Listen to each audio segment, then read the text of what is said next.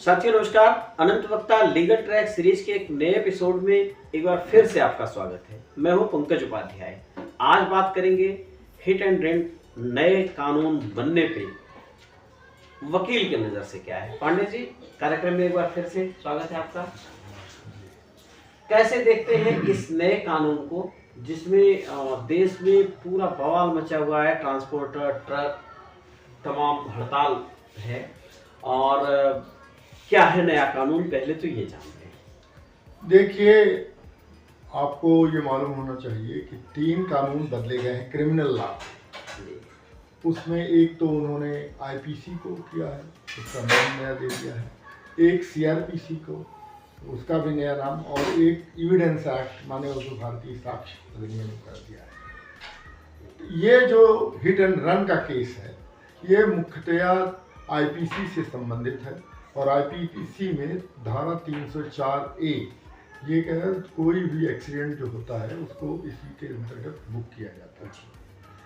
अब इसका ये नए कानून में केवल परिवर्तन इन्होंने इतना किया है कि उसमें सजा कम थी और सजा के अलावा जुर्माना भी कम था, लेकिन इस कानून को इतना सख्त इन्होंने बना दिया है कि 10 साल तक की सजा और 7 लाख रुपए तक का जुर्माना देने की बात आई है। इसके 2 पहलू हैं। कुछ लोग तो इसका स्वागत कर रहे हैं, वे लोग इसका स्वागत कर रहे हैं जो कह रहे हैं कि नहीं, इससे लोग ज़्यादा सतर्क होकर के गाड़ी चलाएंगे और एक्सीडेंट की घटनाओं में कमी आ जाएगी। लेकिन एक दूसरा पक्ष ये कहता है कि जैसे एक ड्राइवर काम कर रहा है, ट्रक का ड्राइवर है, वो काम कर रहा है 30,000, 35,000 या 25,000 या 30,000 रुपये तनख्वाह पाता है। उसके ऊपर मालिक जो कहेगा कि देखो तुम एक्सीडेंट तुमसे हुआ तो तुमसे पैसा लेगा, वो 10 साल की सजा भी भुगतेगा और मालिक उसका पैसा भी नहीं देगा। ये स्थिति एक आ जाएगी क्योंकि उसमें सजा का प्रावधान ज़्यादा रख ही दिया गया है और जो दंड है, दंड तो मान लीजिए मालिक दे देगा या इंश्योरेंस एजेंसी दे देगी, लेकिन 10 साल की सजा कोई थोड़ी तो सजा होती नहीं। एक 25 साल का नौजवान अगर मान लीजिए 10 साल की सजा पर पाया जाता है तो 35-40 साल की उम्र तक आते आते ना तो वो ड्राइवरी करने लायक रहेगा, ना और किसी काम करने लायक कर पाएगा।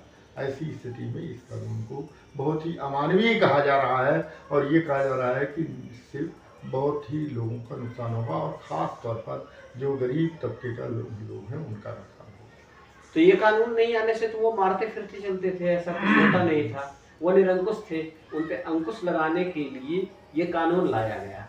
ट्रक ड्राइवरों से तो कोई दुश्मनी है नहीं डायरेक्ट सरकार की, तो फिर ट्रक ड्राइवर ही इतने एग्रेसिव क्यों है इस अब आप ये बताइए, सच बात तो ये है कि इसमें bus driver, truck driver, car driver, सारे लोगों को इसमें शामिल किया गया है। लेकिन एक चीज़ आपको ये ध्यान में रखने की ज़रूरत है कि कोई भी एक्सीडेंट जो है जानबूझ करके नहीं करते हैं। हर एक आदमी बहुत ही, मान लीजिए किन्हीं परिस्थितियों में एक्सीडेंट कर देता है। कानून सख्त होना चाहिए, इसमें कोई विवाद की बात नहीं है, लेकिन इतना भी सख्त नहीं होना चाहिए कि किसी दूसरे के पूरा जीवन खत्म हो जाए। एक तो ये है। दूसरी बात उसमें ये देखने की है कि अगर कानून में मान लीजिए इस ढंग से रखा जाता है तो सरकार जो सड़कें बनाती है उसकी भी तो जिम्मेदारी है कि उस चीज़ को देखे कि सड़क ठीक से हो रही है, उसमें एक्सीडेंट होने की संभावना नहीं है। क्योंकि आजकल आप हाईवे पर भी चलते चले जाएं तो पता चलता है कि कुछ दूर के बाद इतना गड्ढा आ जाता है कि आदमी उसमें उस गड्ढे में। आपको ये मालूम होना चाहिए कि कुछ दिनों पहले एक गौतम जी थे, वो मेंबर ऑफ पार्लियामेंट थे, वो जा रहे थे दिल्ली से लखनऊ की तरफ। वो एक पशु को बचाने के लिए उन्होंने कार को रोका और उस कार के उनका गाड़ी जो है वो एक गड्ढे में गिर पड़ी और उस गड्ढे में गिरने के कारण उनके परिवार के 4 लोगों की हत्या हो चुकी। तो ये सड़कें भी तो आपकी इतनी खराब है कि सड़कों को भी नहीं ठीक से कर पा रहे हैं कि सड़क तो ठीक से रखिए और इस चीज़ को ध्यान में रखिए और जांच भी जगह जगह पर उसकी जांच कराइए कि कोई शराब पी करके न चलाने पाए। लोगों को इसमें जागरूकता बढ़ाने की ज़रूरत है, ये भी है। मैं एक पक्ष इस न्याय नहीं कर रहा हूँ कि केवल ये कानून बहुत कड़ा हो गया है। कानून को कड़ा निश्चित तौर पर बनाइए, लेकिन इतना भी कड़ा मत बना दीजिए कि जिससे लगे कि अरे कानून के कारण बहुत सारी चीज़ें जो हैं अपने आप में सिमट जाए और सरकारी एजेंसियों को ये मौका मिल जाए कि वो कोई काम ही न करें। तो सरकार सही या आंदोलनकारी? सरकार और आंदोलनकारी दोनों को ही एक मध्य मार्ग अपनाना पड़ेगा।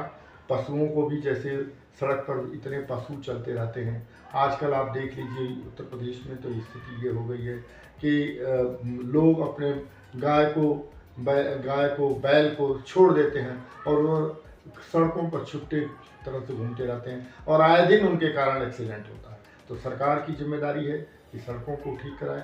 सरकार की जिम्मेदारी है कि वो तमाम छुट्टा पशुओं को उस पर न आने दे। सरकार की जिम्मेदारी है कि उस चीज़ को देखे कि कैसे उसका अच्छे ढंग से अनुपालन होता है। लेकिन इसके साथ साथ मैं ये कहूँगा कि जो ड्राइवर लोग हड़ताल पर गए हैं उस चीज़ को भी ये समझें कि अगर कड़ा कानून नहीं रहेगा तो किसी भी समय किसी को कितना नुकसान हो सकता है। आज उनको ये हो रहा है, कल को दूसरे को हो जाएगा, कल और भी तीसरे दिन का आएगा, उनके घर का भी कोई हो सकता है, उनके परिवार का भी कोई हो सकता है, उनके परिचित के भी कोई एक्सीडेंट हो सकता है। इस नाते आवश्यक है कि कानून को कड़ा बनाया जाए। पांडे जी, आज के लिए बस इतना ही। बहुत बहुत धन्यवाद। ऐसे ही किसी दूसरे कंटेंट पे जल्दी भेंट करते हैं। धन्यवाद, नमस्कार।